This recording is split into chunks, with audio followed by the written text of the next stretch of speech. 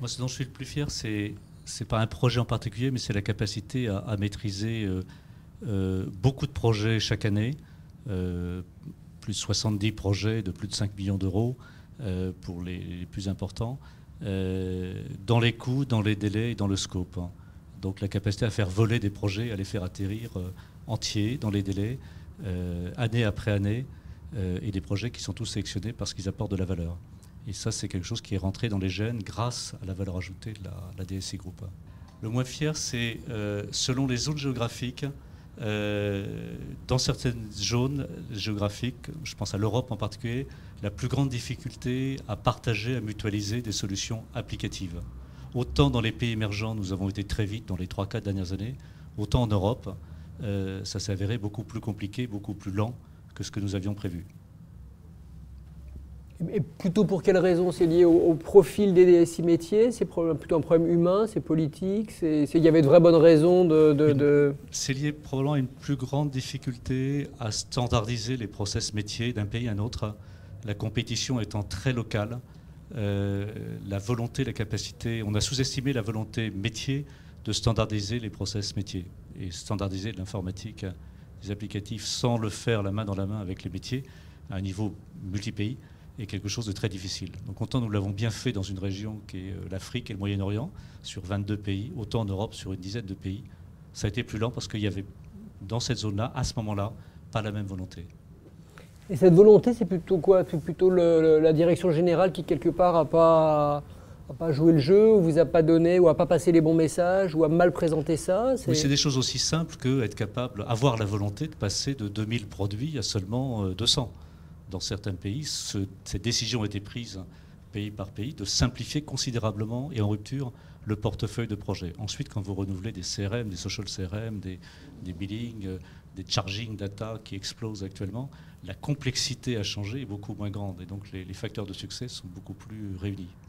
S'il faut changer en gardant le même niveau de complexité et en mutualisant, à ce moment on additionne toutes les complexités et ça devient très difficile de ne pas créer une usine à gaz qui n'atterrira jamais. Je vais vous raconter une anecdote. La première décision que je prends en arrivant à cette fonction, c'est de lancer un réseau social pour les 5000 personnes de la ligne métier, de façon totalement transversale. Je me suis fait convoquer par le directeur général, qui est mon homologue au COMEX, d'une des entités les plus importantes, en me disant « moi j'en veux pas de ton truc, parce que si toutes les fonctions comme ça transversales, vous commencez à mettre des réseaux sociaux, il n'y a plus de cohérence par entité ». C'était assez intéressant sa réflexion, donc je pouvais, en tant qu'ancien patron d'une entité, ne pas être complètement en désaccord avec lui. Et il a fallu à un moment arbitrer, donc c'est remonté jusqu'au directeur général du groupe. Et je suis arrivé en disant, voilà, c'est pas du tout ce qu'on vous dit, c'est juste un moyen de rendre les informaticiens plus intelligents entre eux et pour partager de l'information. Cette décision, la première, c'est la plus importante. Parce que c'est avec ça que l'on crée une communauté. On pourra parler des RH, mais c'est avec ça, avec ce genre d'outils que l'on crée des communautés entre les informaticiens qui finalement, au bout d'un moment, se disent qu'ils travaillent dans la banque de financement et d'investissement, dans l'asset management ou dans la banque de détail, font d'abord un boulot d'informaticien. Ils ont besoin de le faire de façon efficace, ils ont besoin d'être innovants, ils ont besoin de comprendre les environnements, même si effectivement la connaissance du métier est importante, mais ça dépend à quelle fonction. Donc ça, c'est le projet finalement. C'est un projet très simple, hein, en plus, c'est un usage. On achète as a service, un réseau social aujourd'hui, on ne le développe pas. Et donc, c'est une décision simple, c'est un projet simple, mais néanmoins, c'était un premier cran à passer. La partie dont je suis le moins fier, je ne vais pas parler d'un projet. Je vais vous dire que je rêverais de temps en temps d'être dans une banque centralisée pour avoir un petit peu plus de contraintes. Quand je vois le temps et l'énergie qu'il me faut pour arriver à avoir des projets transversaux, pour arriver à convaincre, il y a des fois, je me dis, bon, on ne pourrait pas avoir une bonne décision pour arriver à faire et accélérer le rythme parce que les évolutions technologiques sont tellement rapides que c'est compliqué quand il s'agit d'inciter et de convaincre. Et de temps en temps, il faudrait un petit peu plus de vitesse. Voilà. Et ça viendrait de qui alors? Ce serait... C'est compliqué dans un groupe décentralisé, il n'y a personne qui peut prendre ces décisions-là. Donc voilà, c'est pour ça que c'est pas du tout la même organisation qu'avec avec Pascal. Non, on peut pas reprocher à quelqu'un de ne pas le faire. on peut reprocher à une communauté de ne pas arriver à se mettre d'accord ou à passer trop de temps à arriver à définir ensemble la cible et la vitesse avec laquelle on y va. Mais après, chacun a des bonnes raisons de le faire à son rythme, parce que ça dépend de son histoire, de son propre système, de la capacité à mobiliser ses équipes, de ses ressources financières. Donc il peut y avoir des trajectoires qui sont finalement différentes. Et quand vous êtes en transversal par rapport à tout ça, c'est difficile d'accélérer le rythme. Et puis vous voyez en même temps les évolutions, par le digital, les évolutions qui arrivent et sur lesquelles il faut répondre de façon la plus rapide possible. Donc un peu de frustration par rapport à ces structures décentralisées. Moi, ce dont je suis le plus fier, c'est d'arriver chaque année, et alors maintenant avec une habitude et un brio dont je me félicite, c'est d'arriver à gérer le budget, sachant que j'ai devant moi une dizaine d'entités qui demandent un budget. Donc c'est le long courrier Air France, le long courrier KLM, c'est le catering, c'est le cargo, c'est l'industriel, etc. Et le mécanisme est le suivant. Je suis membre du comité exécutif, donc je fais un premier tour de mes collègues qui sont à ce moment précis des collègues sympathiques, et j'arrive à un total qui est assez supérieur à ce que la direction financière du groupe peut nous proposer. Et ensuite, le vrai travail, c'est là que ça commence, c'est de revenir vers les métiers. Et parce qu'on a écouté, et en même temps en prenant en compte les projets qui sont en cours, les impératifs de maintien de l'outil informatique au bon niveau industriel, d'arriver à trouver un consensus qui fasse que la deuxième fois, quand je rentre en comité exécutif, je ne me fasse pas immédiatement lyncher. Je pense qu'avec le temps, et justement par les relations qu'on a avec les métiers, on est arrivé à un assez bon niveau d'arbitrage de l'ensemble de la dépense informatique du groupe. Non, le sujet dont je suis le moins fier, c'est de penser que parce qu'on est DSI Group, on a le devoir de mettre tout le monde d'accord et donc de créer les conditions du consensus. Sur des sujets simples, on peut y arriver. Sur des sujets très complexes, comme par exemple la gestion du programme de vol entre toutes les entités du groupe Air France, worldwide, court, moyen, long courrier, hop, etc., là, ça devient beaucoup plus dur. Et au fond, on est pris devant un espèce de dilemme. En tant que DSI Group, on se dit, je cherche le consensus, et forcément, ça va être très compliqué. Ou bien, on adopte la méthode qui est de dire justement, adopt and go. Je prends un modèle et je l'impose aux autres. Jusqu'à présent, je ne suis pas arrivé, mais c'est peut-être un problème personnel, à utiliser la deuxième méthode. J'essaye de chercher le consensus. Et le consensus, c'est cher.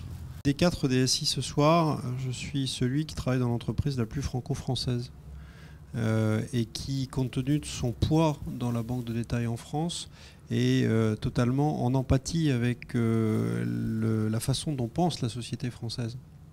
Donc, si j'avais une requête à faire, c'est que on pense que l'avenir est porteur d'opportunités et pas de risques, pas de contraintes.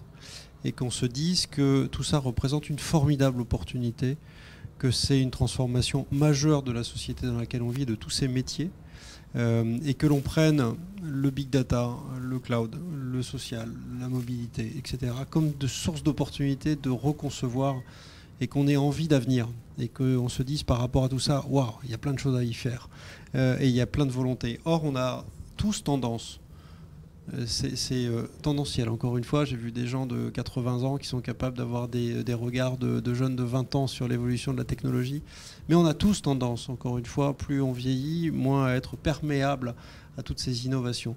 Donc si j'avais un truc à demander au Père Noël, c'est que ça s'inverse.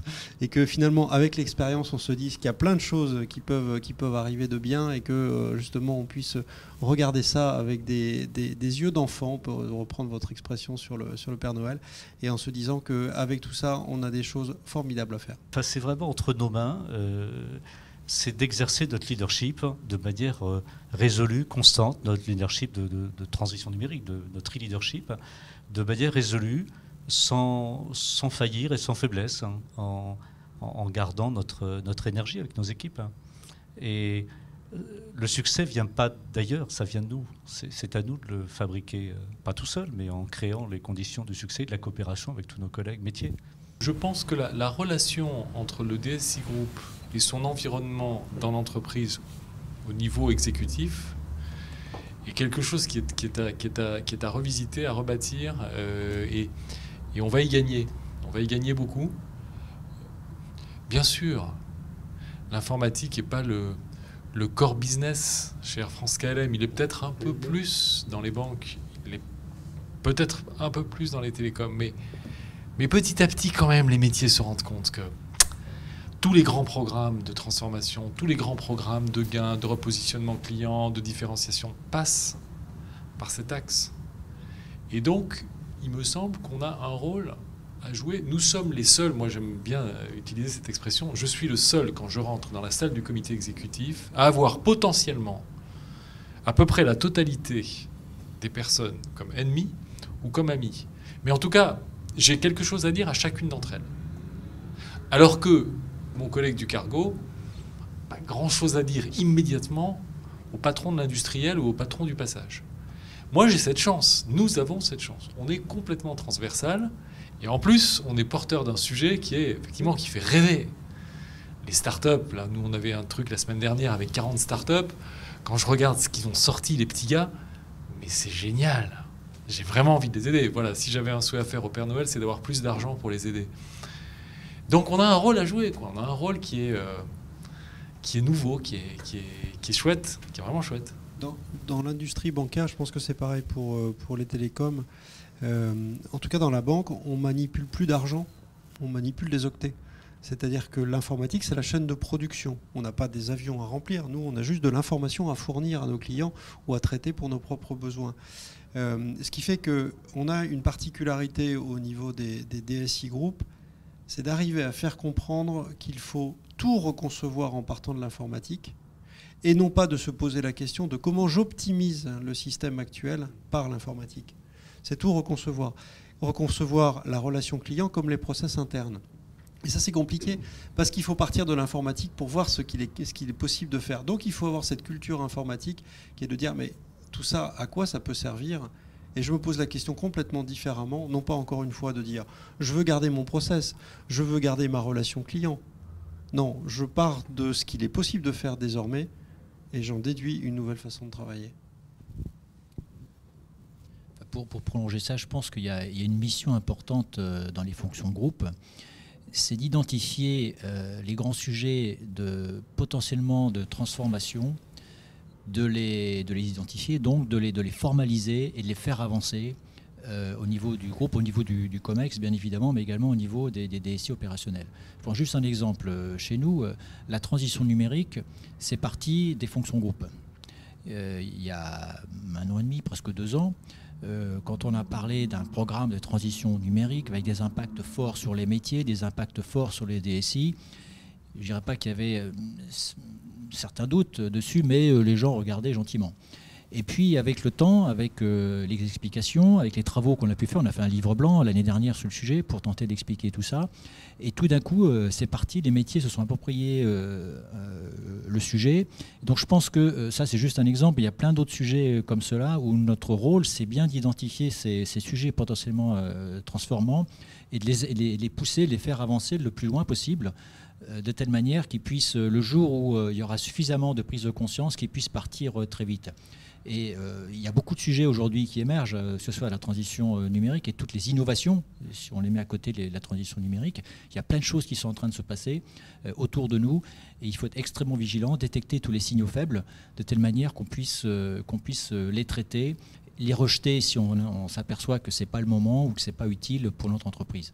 Donc ça, je pense que c'est un des rôles qu'on doit jouer, qui n'est pas facile à jouer, et donc on doit avoir des personnes qui sont capables d'aller cerner ces idées, de les formuler. Ce n'est pas toujours facile d'aller formuler quelque chose qui soit compréhensible à un COMEX, parce qu'il a plein d'autres sujets qui sont à traiter. Donc l'aspect communication pour communiquer ceci est également un aspect extrêmement important dans les fonctions groupes.